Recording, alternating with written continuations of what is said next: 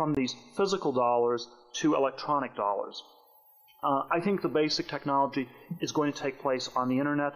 I think the specific platform in the emerging world is going to be on a cell phone platform. If you look at the numbers, there are about 360 million, about 150 million online desktop-based accounts today.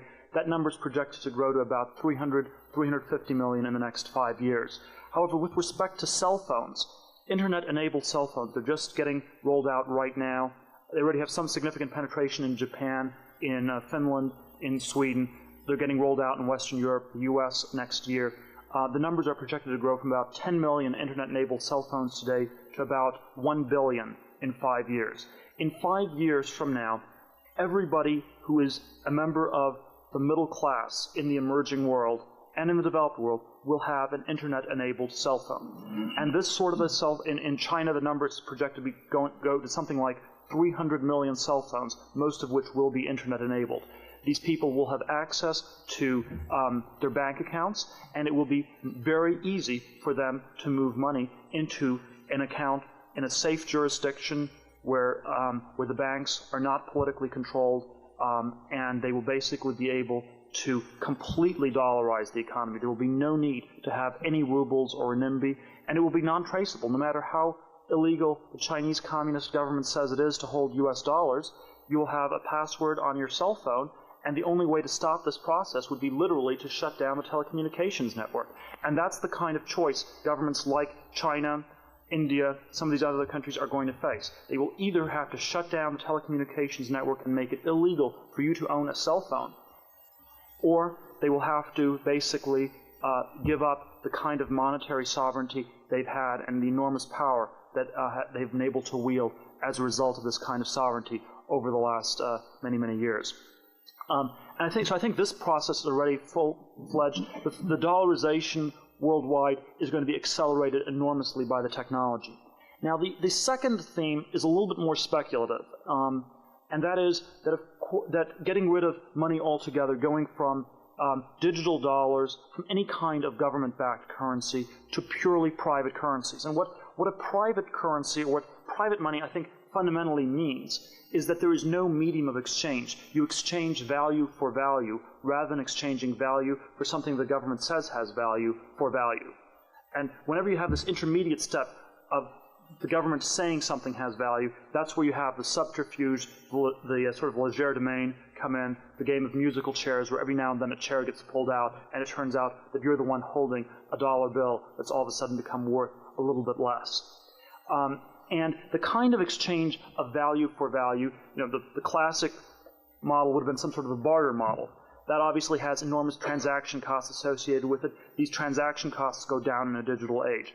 And the kind of model that I think is the most likely to take place is one where you have other kinds of financial instruments that are very, very liquid. The one I would cite in the US would be something like an index on the S&P 500.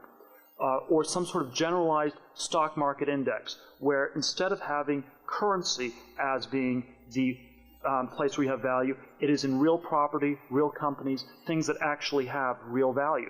And so that you might conduct business by trading, not dollars, but trading little slivers of the S&P 500, or of particularly large stocks like Microsoft or something like that. My guess is that it might be the whole stock market as a whole, and that as you trade these things, that's where you have the kind that becomes in effect a de facto currency.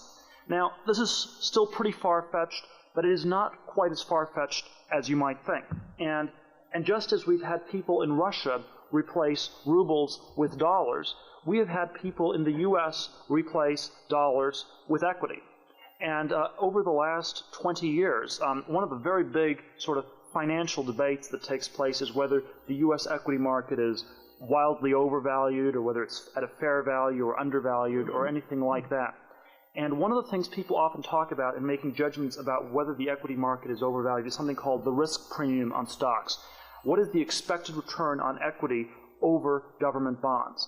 And for much of the 20th century, the risk premium has been enormous. It's been something like 7–8% in the 1930s, 1940s, and even a decade ago it was still 4–5%.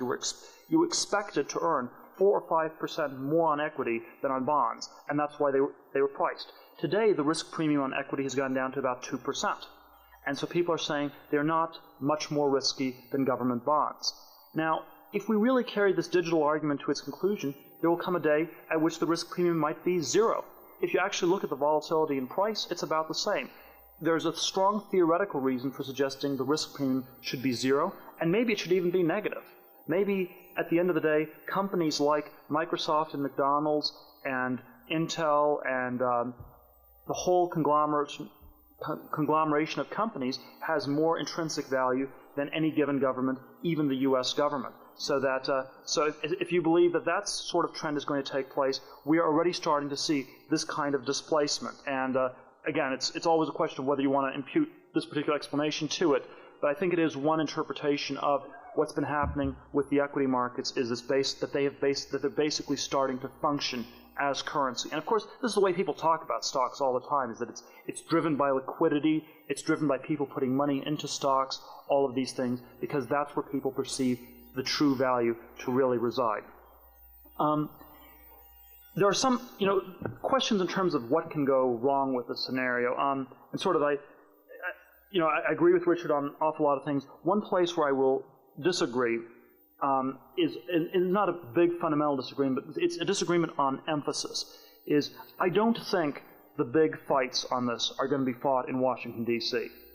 I think that, actually it's for all the reasons Richard cited. The people in D.C. are completely backwards. They don't understand any of the technology, and even to the extent they can, it can't be stopped. You cannot stop things on the level of Washington, D.C. in terms of shutting down these encryption protocols, things like that.